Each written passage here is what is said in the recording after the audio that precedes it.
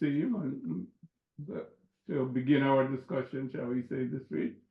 You know, I think the African mind continues to, I think, to be central to the whole perspective of not just Pan-Africanism. Of course, it's Pan-Africanism because Pan-African means, in a sense, everything African and for African people.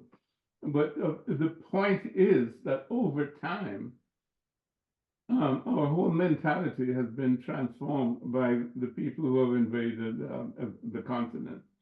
And you can look at it from, you know, the most obvious one is the perspective of religion.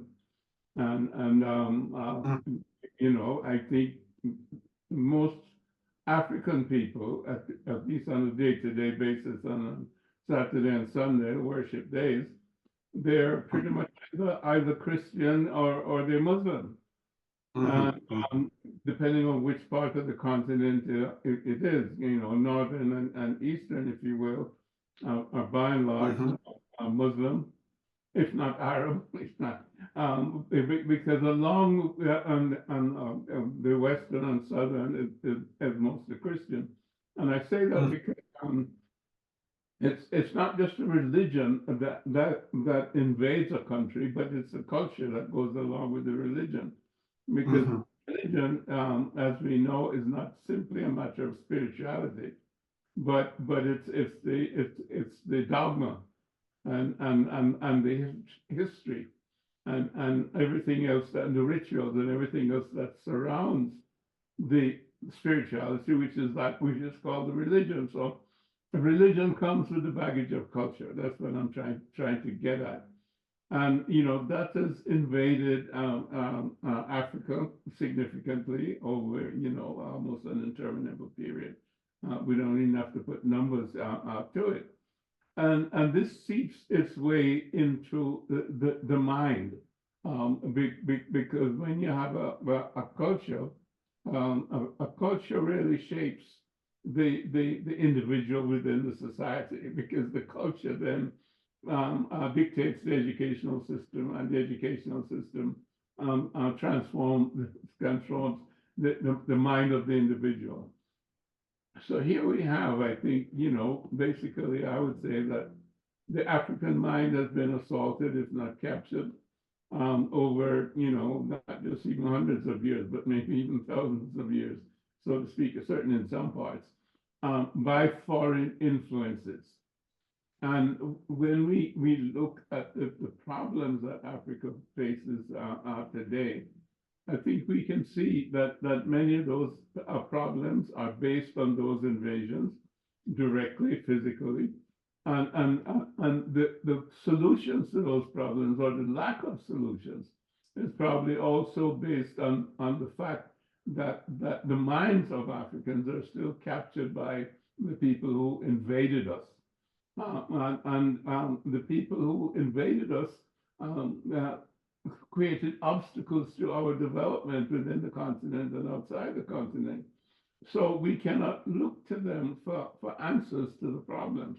So it's like, you know, going in the down escalator, so to speak. You see Africa running harder and harder to try to develop itself. And you see that we still maintain the connection to this external system, as Kwame Nkrumah called it, and I think we have to give him credit for naming it, neocolonialism. And neocolonialism is simply a continuation of a mindset that is non-African. It's European on the one hand, or it's Arabic or Muslim on the other hand. And we have to fight now then to identify the African mind, or create the African mind, or discover the African mind. Give me your take on that in terms of the historicity of this problem, and then we can sort of talk about then how do we deal with the mindset from the educational point of view? Good question, sir. When it comes to what our recent history of being conquered, colonized, enslaved, and so there has been the creation of a antidote that began with some of the radical Black psychologists. And what they did was to analyze what did our problems look like from a psychological perspective, and they charted certain ways forward. And one psychologist who was way ahead of the game was Monsieur Frantz Fanon, who was from Martinique, born in 1925. And many people see him as the founder of radical Black psychology. And how he analyzed our problem, he looked at it like this.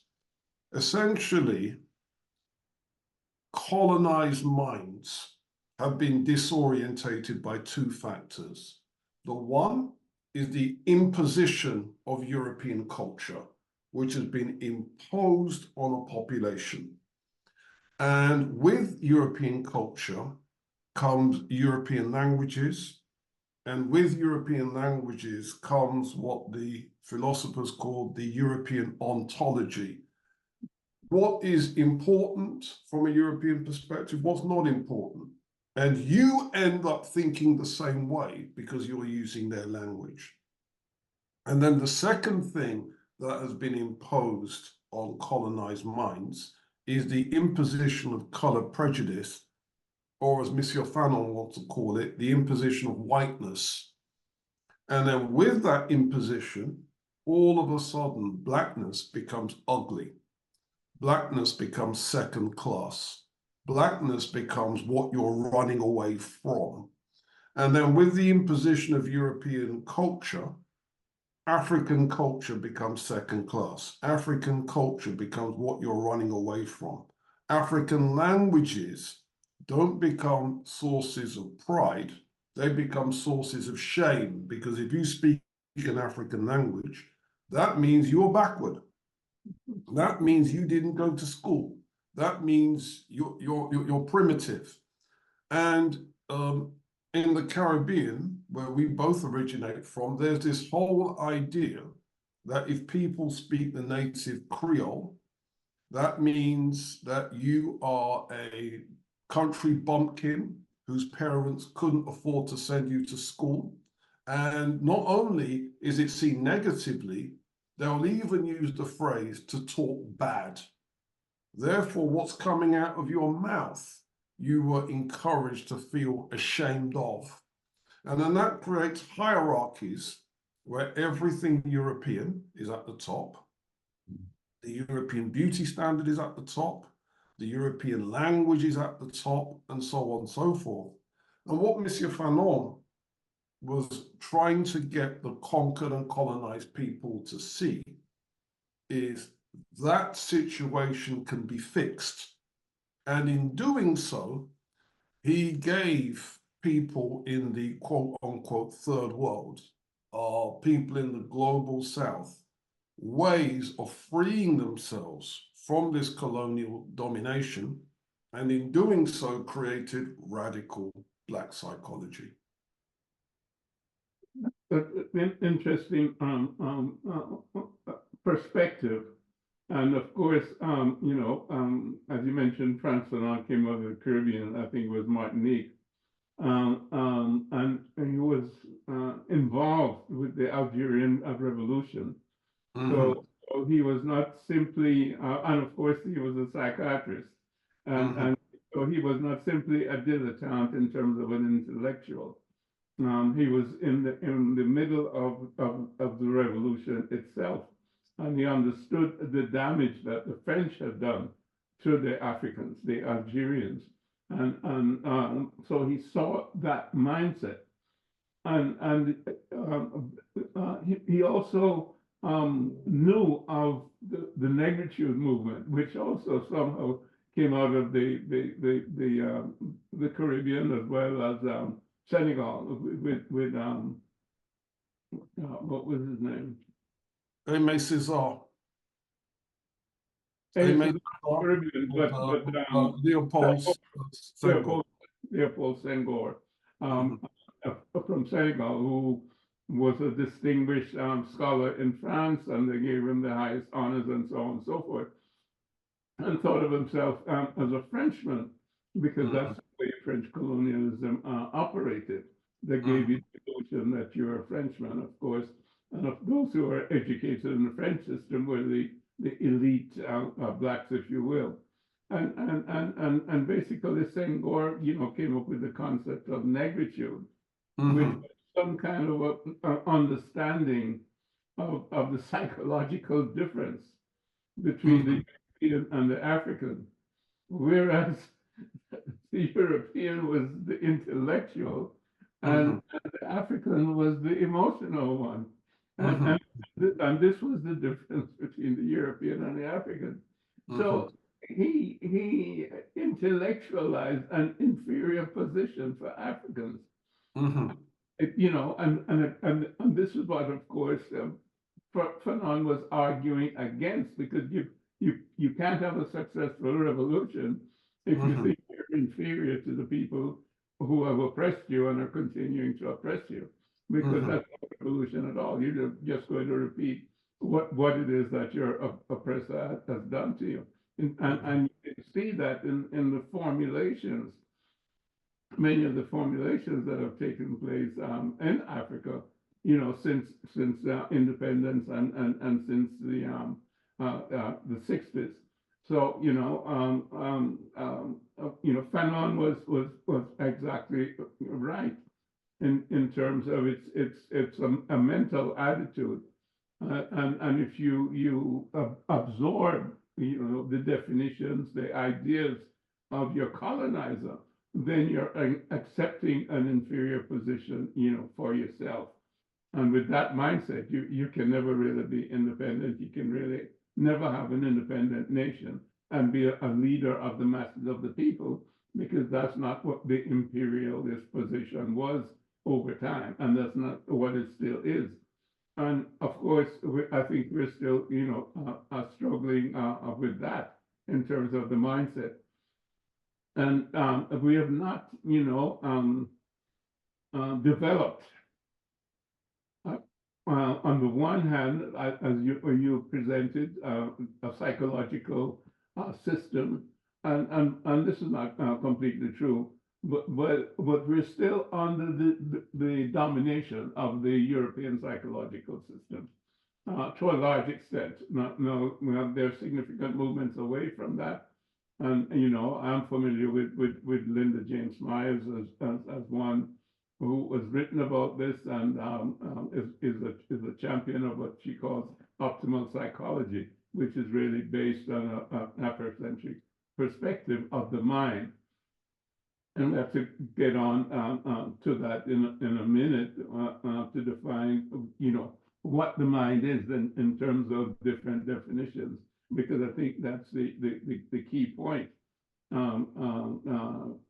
Meaning that the mind is seen differently in terms of the European as opposed to the African person, and I think that is key to the transformation of the mind, which is what the African is going to need, because his mind has been dominated by European definitions, European psychology, European philosophy, and the whole, intellectual paraphernalia that goes by the name of the educational system of the European, with all of their heroes, whether psychological like Freud and Jung, or intellectual, like Kant and so on. It's a tremendous job, and I don't think that it's been approached significantly. I think, as you mentioned, from the psychological point of view, there is more deconstruction of the European mindset within the African community by people such as I mentioned, Linda James Myers, but there are others that that you know, such as Amos Wilson, who is very, very good as a psychologist and understands the African mind and understands the difference between, understood, I should say, he's now passed, but he's written significantly on it in terms of the fact that one needs a transformation of the mindset in order to be able to function and to create your own reality and not live in somebody else's reality. Because the basis of power, and I think this is almost a quotation from Amos Wilson, is the ability to create your own reality. And he adds to have other people also believe in it. But I believe it's really to create your own reality, because I think each person creates his own reality. And this is the onus of the educational system to create that mental transformation in each individual. And that's the only way you're going to create the transformation within the society. So I think we're kind of back to an educational system, but it's an educational system that understands the psychological dilemma, shall we say, of being involved in a total European perspective of what reality is. And that's what we're dealing with. An absolute reality and not just a virtual reality, but a relative reality, because the relative reality is what you project based on your cultural orientation. The absolute. Yeah, please go ahead.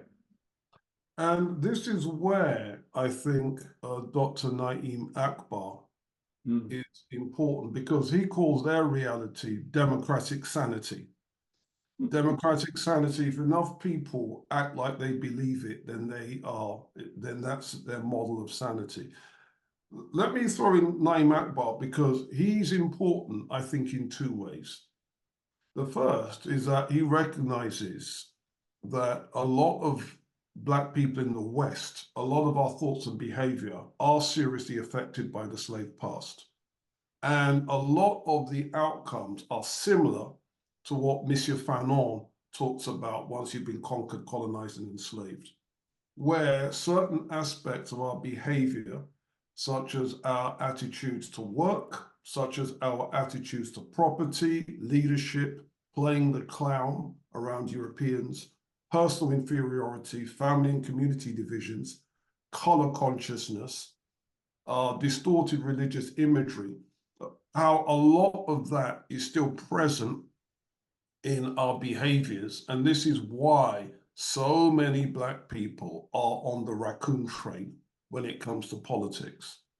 But that's part of our behavior, which we can analyze. The other part of our behavior is, as Africans, we do have retentions of ancient culture, because the same Naim Akbar talks about what he calls the Nile Valley origins of the science of the mind, where the whole idea that the spiritual concepts that make up the Book of the Dead, such as the Ka, the Ba, the Kaibit, the Sa, and so on and so forth, these different things that are in the Book of the Dead are actually psychological concepts showing that a modern human is made up of what he calls multiple selves. And this idea of a modern human being made up of multiple selves, this same idea was developed by a Nigerian philosopher in this country called Chukwuniri Kamalu, who wrote the book Person, Divinity, and Nature, where he's comparing traditional African cultures, such as the Yoruba, the Igbo, the Dogon, and so on, their ideas of what makes up the multiple selves of a person with the ancient Egyptian concepts of the multiple selves. And so what that means, if we're analyzing Black people today, some of our behavior is going to be raccoon train behavior, because that's what happens to you when you've been conquered, colonized, enslaved, and so on. But some of our behavior is going to be ancestral behavior. Some of our thinking is going to be ancestral, where we are still thinking in some ways, in ways that our ancestors would have been thinking. And then as we become more and more politically conscious, we move slightly away from the raccoon frame and slightly more towards becoming Pan-African, Afrocentric, Black nationalist, whatever terms you want to move. And then this going from one to the other is this consciousness. And Fanon explains precisely how we can go from one to the other. You know, he's got a model in his book, The Wretched of the Earth. And what happens when people become conscious and how their thinking changes from Eurocentric thinking to the thinking of their own people. And that's what we should be aiming for in how we teach Black psychology and so on. But let me shut up at this point. No, that's extremely significant in terms of what you've said, and in terms of, you know, Naim Akbar. Certainly, he's one that has pointed out the understanding of the mind in terms of how ancient that was in terms of civilization, and it is rooted really in Nile Valley civilization.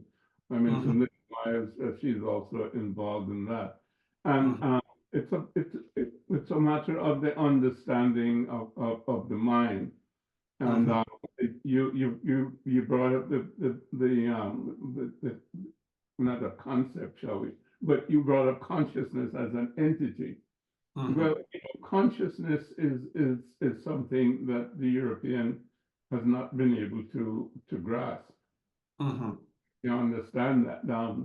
As they say, consciousness is a hard problem. But it's a hard problem because they haven't experienced it. Consciousness is something that you experience. It's not something that you can grasp in a physical sense. And this is their problem. They have tried to define consciousness as an epiphenomenon of neuronal activity in the brain. That's as far as them being able to get to it. So, you know, when their psychology, you know, has gone, you know, through all of these changes, shall we say, from Freud in terms of the subconscious and the unconscious, to Jung, and then to behavioral psychology, et cetera, they're still looking for a physical basis for the mind, for consciousness and the mind. And that physical basis does not exist. And it gets back to the basic difference and misunderstanding of Europeans, in that they think only of materialism, and their thoughts are based on the physical matter, and the information that's brought to them about physical matter through their five senses. They do not have another way to approach nature itself, because nature is bigger than the physical matter. And as a matter of fact, not using a pun or anything, but as a matter of fact, as you know, physical matter is less than 5% of the universe. Most is made up of not matter, if you will. And you can call it anything you want. Nowadays, I think they're calling it the neutron soup or something like that. But or you know, or the universal field, the Akashic field, it was called. But in terms of African terms, it was called the Nun, which really was sort of the watery source of everything, in terms of origin. And it consisted, you know, I don't want to get too heavy into that, but it consists of Amun, which is consciousness itself, and other elements that are basic to creativity and the creation of the universe. But then let's just get to mind, and the fact is, you mentioned some of these things like the bar and the car, and I don't think you mentioned the act, but the act is really the enlightened self that joins the ancestors, or joins Ra, the gods, if you will. But it's a little difficult to speak about, because you have to define each of your terms, and each of the terms need definition because they're symbolic of something else. It's not simply a verbal definition. But basically, it's a matter of understanding that the individual is made up both of spirit and matter. And the Ba, a loose equivalent is the soul, and the Ka, again, a loose equivalent really is the, if you will, the spiritual part of it, meaning the energetic part of the soul. So the Ba and the Ka, have a relationship. At death, at the time of death, the Ba leaves the physical body, and to some extent, part of the Ka relates to the physical body, because obviously, E equals MC squared, in terms of the Ka being energy and the body being matter. So, and you mentioned the what has been called the Book of the Dead, but that has been called that, by Egyptologists who really don't understand what they were dealing with, didn't understand it then, and don't understand it now because of the difference in mindset. It's not the Book of the Dead. It's the book of coming forth into the light. That's a true translation of this book, which is one of the earliest book really, in terms of pyramid text and so on, which goes back to 2500 BC and so on. So it's really a psychological treatise, or if you will, a spiritual treatise. But both are similar, because most of us are develop a mindset, again, out of our culture, out of our educational system. And it may take us away from who we really are as a spiritual source. And the spiritual source that we need to get to is what's called, the Ba, as opposed to, the mind-body complex, which the body is going to die. And the mind is really an artificial structure, because the essence of mind is consciousness, and that was possibly the last thing you said before I started talking just now. It's all about being conscious of consciousness, which is primary, and this is the African understanding of self. So it's a conscious entity, a conscious presence, and that has to do with the Ba and the Ka, if you will, because it's an awareness, consciousness, as well as an energy. And I'll jump in there, sir. This is like Shiva and Shakti. Yes, please do. Here's the thing. When Dr. Chukwunyere Kamalu wrote his book, yes, he suggested that the different concepts, the Ka, the Ba, the Ak, the Sa, and so on and so forth, them representing different aspects of the self. Dr. Akbar wrote the book, The Community of Self. And here's the point. According to Chukwunyere Kamalu, one of the aspects that make up the self is the destiny or spiritual double. Another one is the soul, as you say. Another one is the heart. Another one is the spirit, the ancestral guardian, the shadow, whatever. But here's the thing. Here's the point. You see, whenever I've taught that to my students, the obvious question that they ask is, so what? And I believe there's an answer to the so what. Here's what the answer is. When these different entities are organized, they form a singular entity known as the person. That's what makes me, me, and what makes you, you.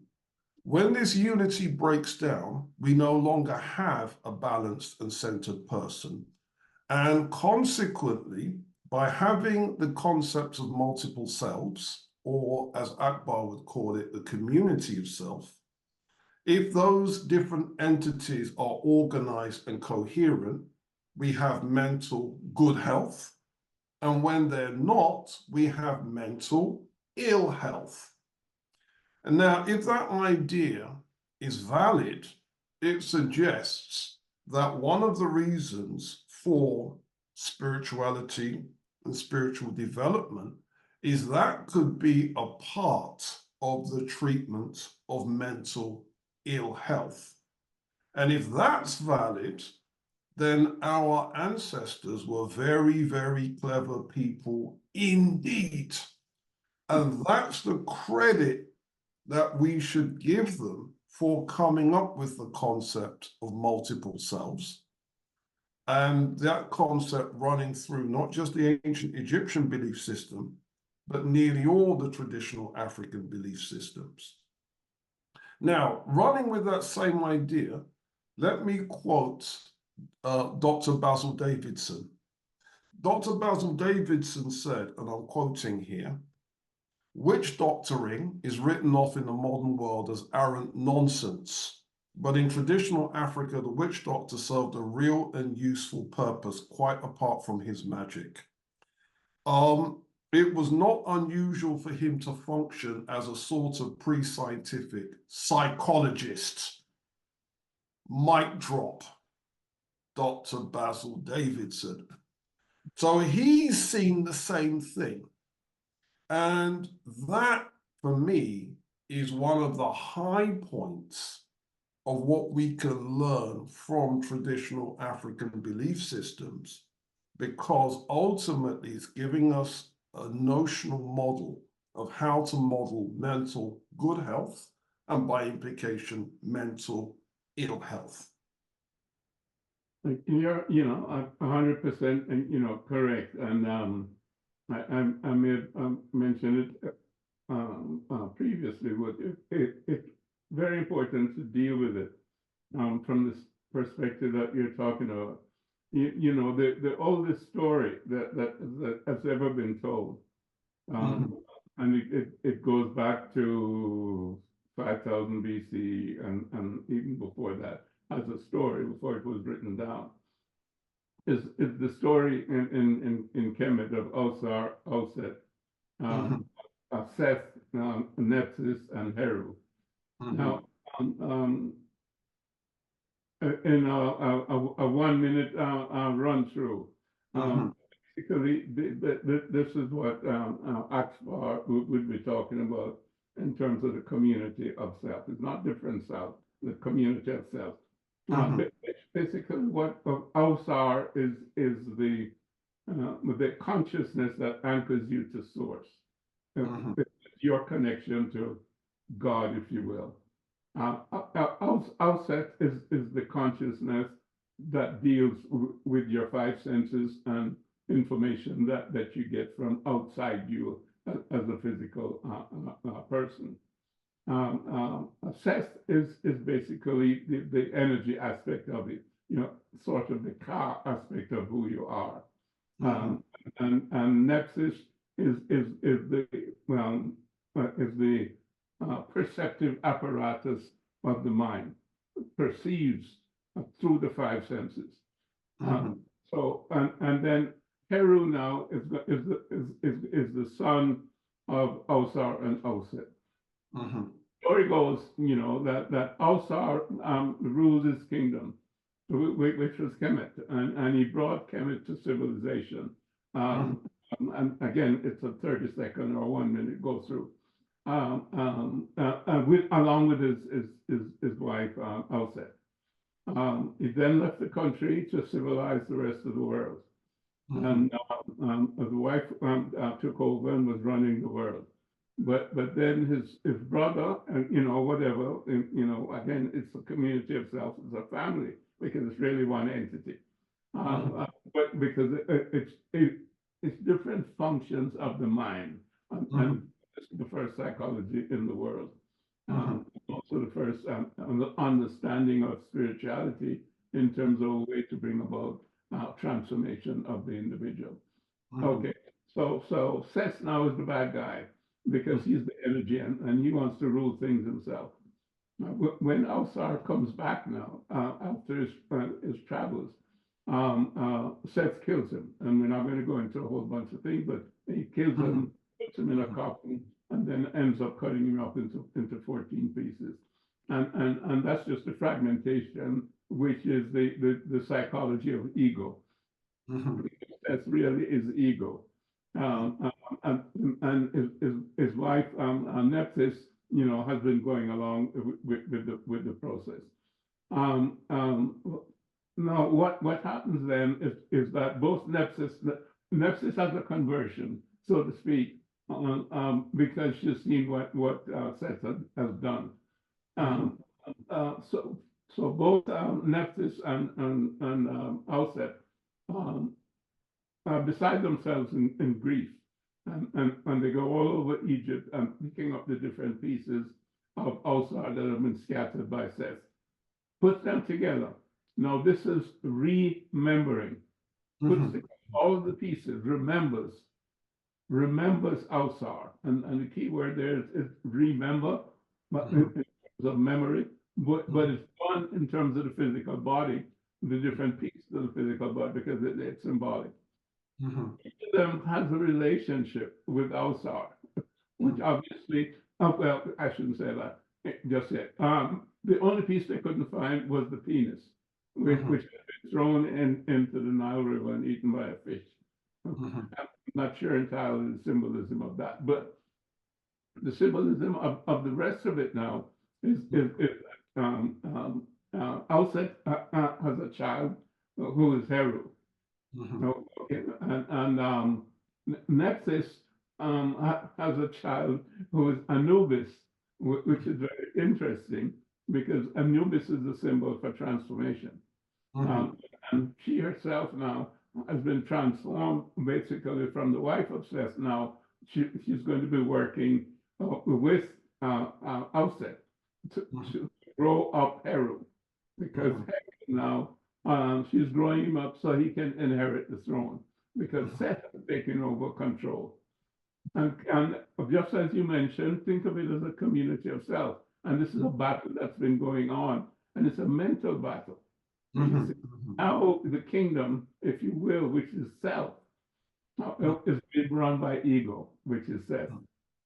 Okay? And but both Nephthys and Ausar remember Ausar. In other words, they remember the good old days when Ausar was in charge, which was, as you mentioned it, this balanced consciousness that was one with the universal consciousness, being one with God, which is how you can be at peace with yourself and with the world and everything else in the world. And they grow up Heru, okay, in the swamp and the Delta region, away from Seth. And now they become strong enough to do battle with Seth. Now, what that means, again, Heru is another aspect of mind. It's the aspect of mind that is concentration, and has been brought up by those two ladies who have remembered, meaning remembering as well as understanding Ausar, which is the oneness of union with God, and they have taught him this, and now he has the strength, which is a concentrated awareness to do battle. The battle takes place over time because, as you know, transformation of the individual is a difficult thing, and you go forward, you go backward, you go forward. Anyway, he defeats Seth. When he defeats Seth, Okay, he doesn't kill Seth, he defeats Seth, and it's a whole long story about pleading his case before the divine nine, nine gods of creation. But we're not going to go into that. But the first thing he does when he defeats Seth and is given the throne is that he goes into what they call it the underworld in terms of the Book of the Dead. It's not the underworld; it's the inner world. Okay, where he resurrects Ausar, because Ausar has been, quote, dead or asleep or whatever it is. And this and the symbolism of that is he was put in a coffin and he was also thrown in the water. So he was covered over. Ausar was covered over. So we have forgotten who we were and who we should be. And that's what all this fight was about. And Heru goes now and resurrects his father. He goes into the inner world. Okay, this is a major point. And he resurrects his father and he opens his father's mouth with an adze. Opening his mouth means now that your true spiritual self can speak to you. Okay? And he inherits the throne. He inherits the throne of his father. So here you have, Ausar who was killed and mummified and put in a coffin and thrown in the water, forgotten. Then he was remembered by a different, aspect of your mind, if you will, and then resurrected over time. All of this is really a significant meditation process. How you can transform yourself through this understanding of the psychology of mind. And now Heru inherits the throne and rules the kingdom wisely with the benefit of Ausar's teaching that he has resurrected. This is the first psychology, and you can trace this throughout the rest of the Near East and the Far East and around the world, because all the spiritual traditions come out of that. All the way to Latin America, Quetzalcoatl, and all of that, and all through the Buddhist teaching, all of that is there, and all through the Vedic teaching, it's much the same. So, but Africans are not being given credit for that. Neither the psychology nor the spirituality of it. And when the Europeans talk about spirituality, they say, "Oh, India." Well, it didn't start in India; it started in Africa. Absolutely. And it probably went to Mohenjo-daro and into southern India under the pressure of the Caucasian invasion, from Europe into India. And of course, it spread to China and Tibet, etc. And of course, Tibet also has a book of coming forth, like they are Book of the Dead, they call it. And it's the same type of understanding.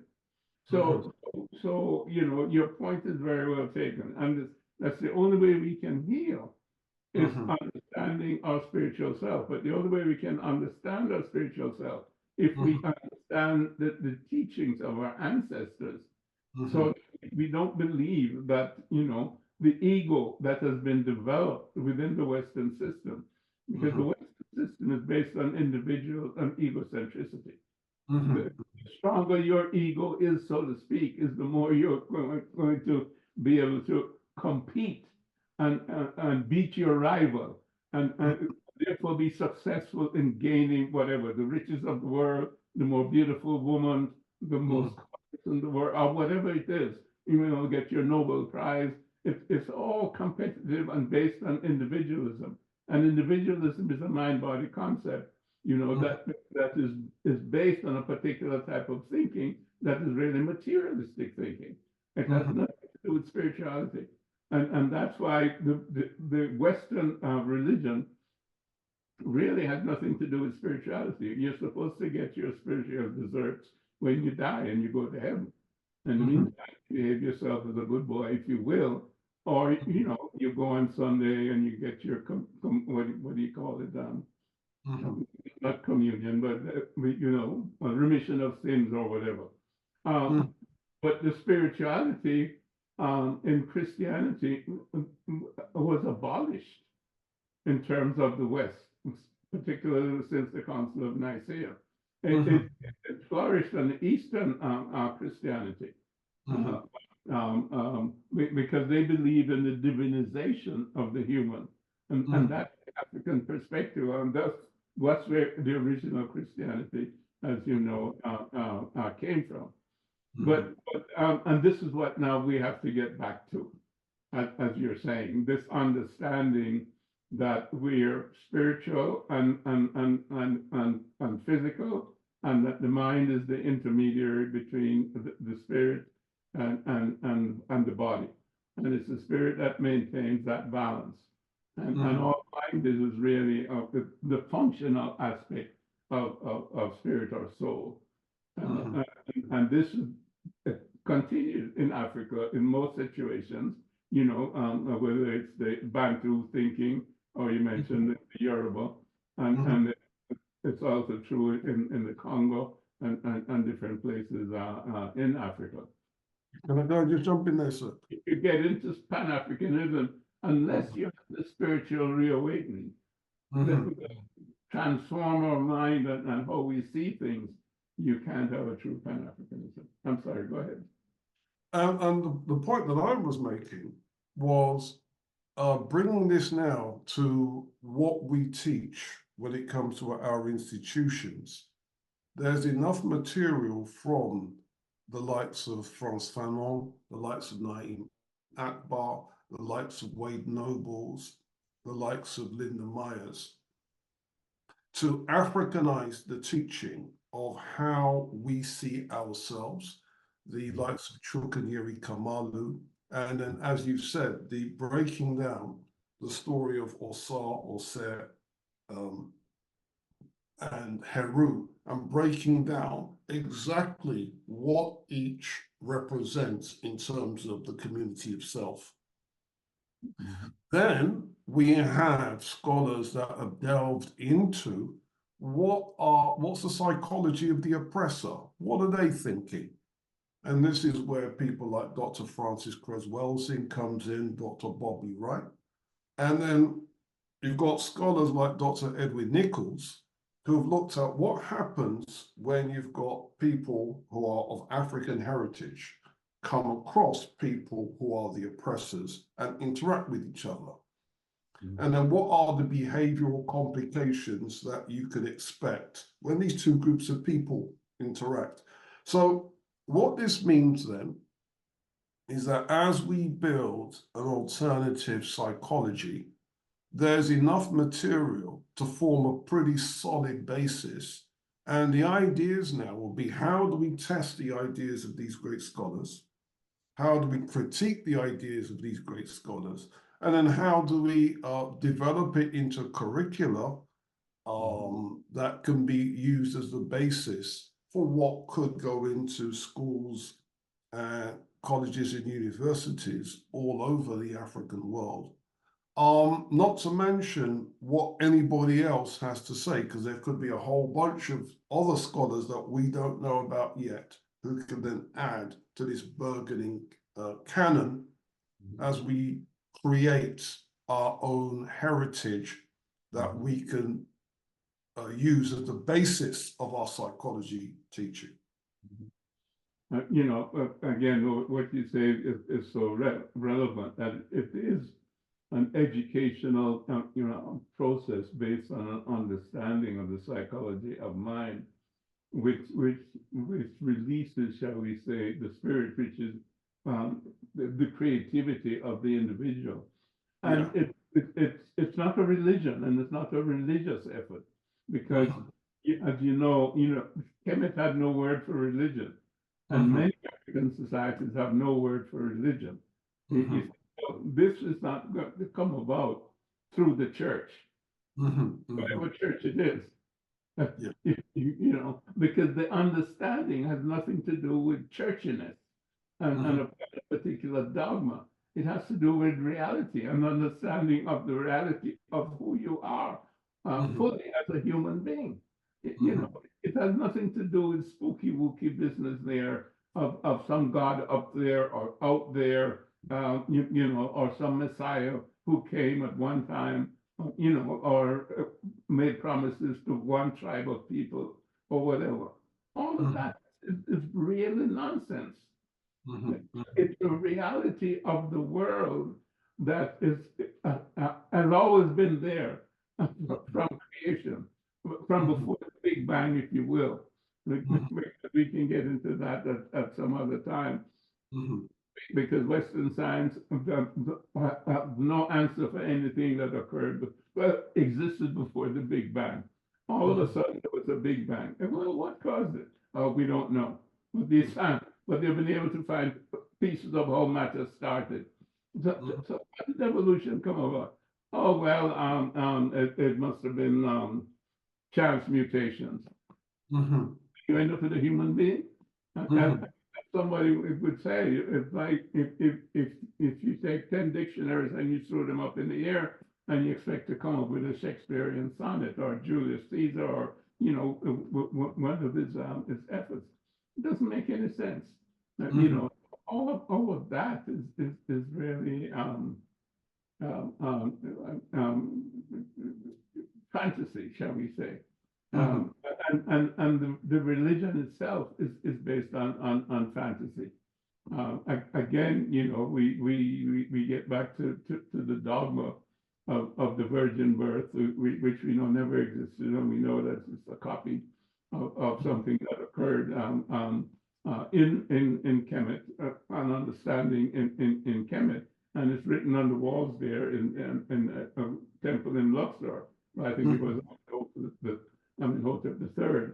That's the most explicit one. But you know, there are other images as well in terms of virgin birth, which again was symbolic in terms of how your soul enters, shall we say, the physical body. You know, in terms of your mother's womb and you come into existence. But the point is, which is what you're making, it's an educational process. Because education is the basis of how you teach your culture. It's you know, religion, you know, has taken on a role in certain societies, and certainly in most of our Western societies, religion has taken on a role. But the point is that even in a Western society, you know, maybe I shouldn't say even, but in a Western society, religion is at odds really with education, because most educated people don't believe in their religion, because it's so much nonsense, you see. Whereas what you're talking about, what we are talking about, is an educational system that's based on the reality of who we are and who our ancestors understood us to be, because they were the first human beings, you know, and the first ones that had consciousness and were able to be conscious of consciousness without any of these, you know, cultural appurtenances that came from outside. And with that, shall we say, open mind, they were able to understand themselves and they were able to understand their environment. And, you know, as my dad said, you know, God and nature, you know, first made us what we are. And then our own creative genius, we make ourselves what we want to be. And this is really what it is. It's God, if you will, meaning the whole creative act. You know, that come about, you know, somehow. And the creative act produced nature and it produced us, the highest aspect of evolution. And we're all tied together. But for creative genius, then we make ourselves what we want to be without any of these hindrances, and you know, such as materialism. But if we just manifest what our true nature is, which is a spiritual nature, and the business, we can go back to the bar which again is the soul and leaves the body at the time of death.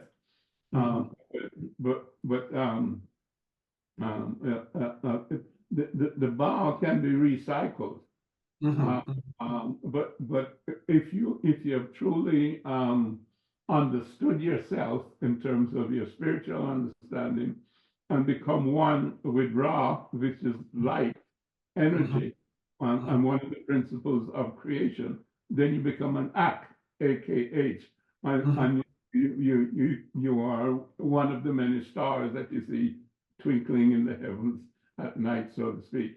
So that's a soul who has been totally liberated and with understanding, and then becomes part of the milieu, doesn't return and goes through. If you believe in reincarnation, which our ancestors did, and I think it's present in the Vedic literature as well, of reincarnation and coming back until you really get it right. But you need to be in a society that understands just what we're talking about, and then can create an educational system that allows you to do that. Most of us were brought up in an educational system, whether it's the Caribbean or in England there or in the United States, where at present, that is really egocentric, because everything is based on the mind-body concept of an individual who is separate from everything else. You're separate from your parents, you're separate from the community, you're separate from God. God is out there, and this is the basis of your education. So you grow up with this, egocentric approach, trying to make your way in society. And the only way you can make your way in society with everybody else having the same understanding is by competition. You have to try to beat up the next guy to get the goodies.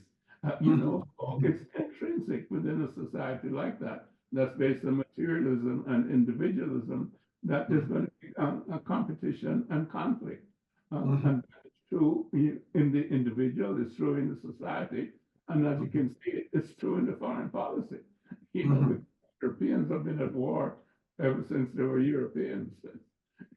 From the Greeks all the way up to the present time, it's war after war after war. So the understanding, which is materialism, which is scientific materialism, which is a religion that exports its spirituality to heaven and an afterlife, is destroying the planet. And we do need a paradigm shift towards what we're talking about, and we need to incorporate it into an educational system that can bring about the transformation of our people and their health and healing, which is what you mentioned. Yeah, well said, sir, because here's the thing, the people listening to this, as far as what our scholars have produced, they really have produced a revolution in content. And that revolution in content very much can change what we teach in our colleges, in our institutions, and in our universities. And that should be the core, and then we build other ideas around it. So that becomes a core, and then that becomes where we begin our discussions. And then that is how we revolutionize the teaching of psychology. Beautiful. I think that's a great note to end that, and we're going to continue that in our next sessions, because I think it's of extreme importance. And maybe we can get one or two people to help us delve deeper into this whole aspect of, well, some people call it Black psychology, but I don't like to use that term. But I would say African psychology and education.